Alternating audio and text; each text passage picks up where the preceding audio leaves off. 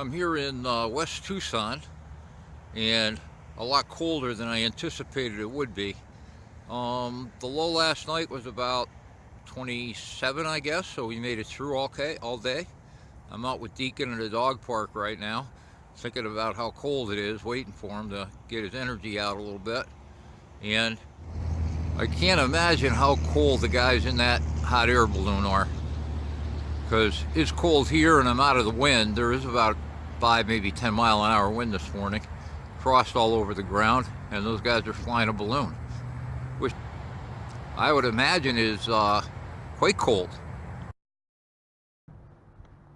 This is Pantano River Park. I got on it right behind the Lowe's off of Speedway Boulevard. But basically a paved 2-lane bike trail, running, hiking trail, da-da-da-da. And that's supposed to be the Pantano River. Although there's a little water in it, but it's standing water. There's no flowing water at all. So, excellent place to walk the dog. Deacon is still pulling. We're about 3 miles in and he's not tired yet, so I'm gonna get at it. This is kind of crazy. Deacon and I were walking down in there last night.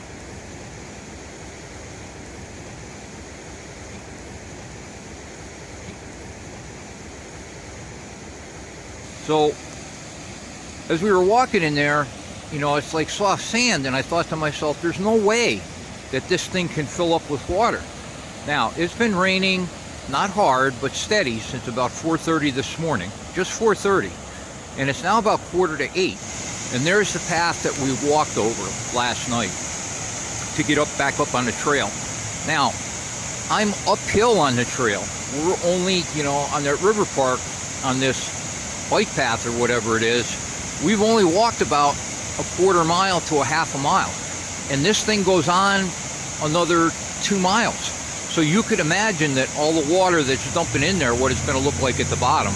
We're not going to take the time to walk down there because of the rain, obviously, but that's a lot of water volume. I'm a little bit further downriver, not much though, only about 1/4 mile or so.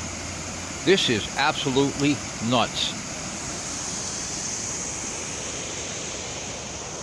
And he's walking in the rain, but it's the only way he gets a bath. I'll mispronounce it in the next section, but it's the West Suguaro National Park. We're on the Hugh Norris Trail in the West Suguaro National Park. And I don't know if we'll make the whole thing, probably not, because I'm just out to exercise Deacon. But I couldn't pass up like filming this part of it. Look at those rocks up there. That one just waiting to fall down. Beautiful here. Just absolutely stunning. Okay, we're going to turn around and go back because I didn't bring any water or anything. I was just trying to exercise them. But my watch says that we're a 1/2 mile in and we're up like 38 floors, so that would be probably 200 and some feet.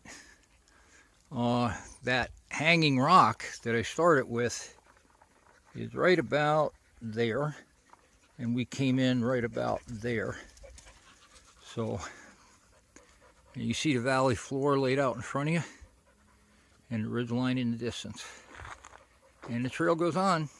It's about 9 miles, I guess.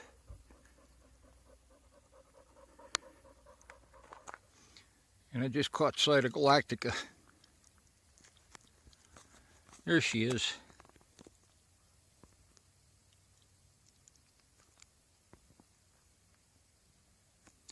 Just waiting for us to get back. And the boy, he's chilling. Time for lunch anyway.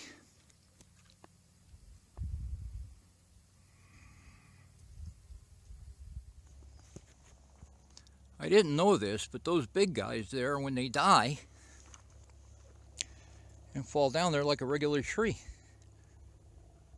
The wood is really fibrous instead of dense. It's not softwood by any stretch of the imagination, but looks to me like it can be burned. That's cool. Still on the way back, not far now.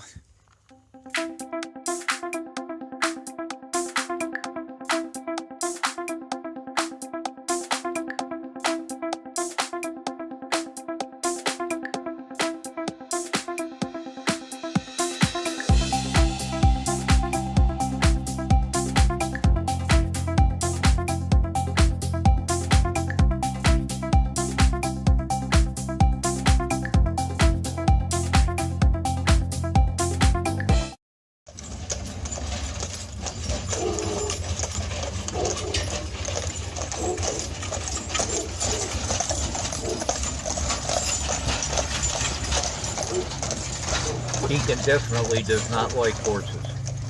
And they say it's been over 7 years since they've had snow in Tombstone. But I'm kind of in a hurry and I don't like the cold. And I'm planning on coming back here when I'm headed back east from this trip. So that's about all of Tombstone that we're going to see. Okay guys, this next section is kind of selfish. Aviation has always been a big part of my life. And at the Pima Air Space Museum, they had a lot of aircraft that had a special place in my heart. So I've kind of just documented it here for my own use and for that of my family. I think it's interesting. You might too. Thanks for your patience. As Barry used to say, I'm so excited today. The weather is fine and I'm here at the Pima Air and Space Museum just outside of Tucson. So what's so exciting about that? Well, boneyard for the Air Force is just up the road, and looking at the website, it seems like any aircraft that you could ever imagine wanting to see pretty much is here. So that being said, I'm going to get started and take a look at some of my favorite aircraft. A Tomahawk cruise missile. That's actually shorter than the van. It's smaller than I thought it would be. The Mark 82 Snake Eye, and I'll still hold to me believing that I heard those fins pop out at 29 pounds. Can't fit it all in one frame. I can't get back far enough, but SR-71 Blackbird. My little friends from Sardinia and Morocco, an A-10 Warthog, terrified me in Fort Pickett. This is a BD-5. This is the microjet version, but believe it or not, when I was in Texas, I bought a partially assembled kit. But I had to get rid of it because the wings were completely damaged, the riveting was done wrong, and it was impossible to get parts for it. One of the reasons I got interested in aviation to start out with.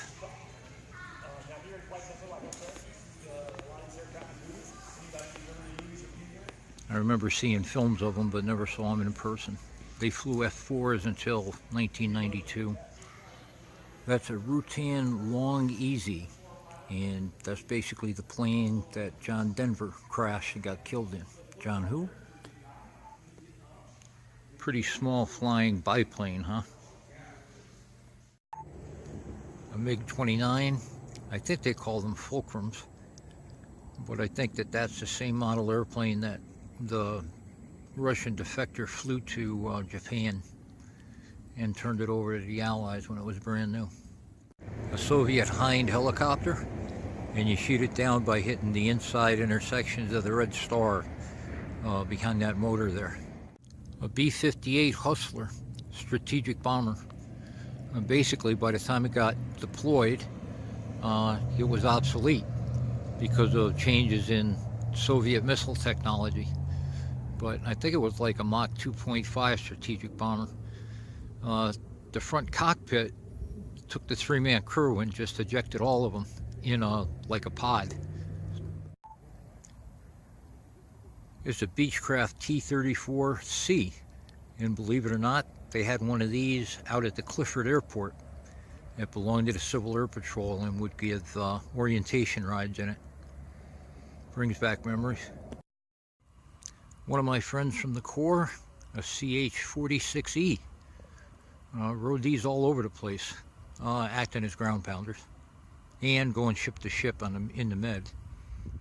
And here's the aircraft that got me to drop my air contract in the Marine Corps. Too many videos of these things trying to hover at about 50-foot AGL and then flipping over and going into the deck. And this is what those snake eyes came off of. Another friend, OV-10 Bronco with 4 recon Marines stuffed in the tail end of it. The aircraft would go into a 90-degree climb, and they'd open up the tail cone and drop out and parachute in. Probably the first airplane that ever got me interested in aviation. Reading a book specifically about the B-17 that talked about how it was put together and how it was deployed in the European War and World War II. Beechcraft Bonanza. Believe it or not, there was one of them hangared at Clifford Airport as well. I think it belonged to Gentex, but that's going way back when I was 12, 13 years old. And finally, that's an F-111. My group at Texas Instruments manufactured all the terrain-following radar that went in the nose cones of these things. The Air Force was so appreciative they did a flyby for 100 or so assemblers, women who put the boxes and all the subcomponents together. Well, I hope you enjoyed the brief tour. Deacon and I spent all day here. There's enough to keep you busy all day, at least for me anyway. There's 80 acres and somewhere between 6 and 8 hangars. There's a dedicated hangar for a B-17, and they've also got a B-29 Stratofortress. So, been a wonderful day. Thanks for watching. I ran out of time in Tucson on my way to the RTR, but the Suguaro National Parks, both east and west, are things that I'm going to go back and I'm going to investigate.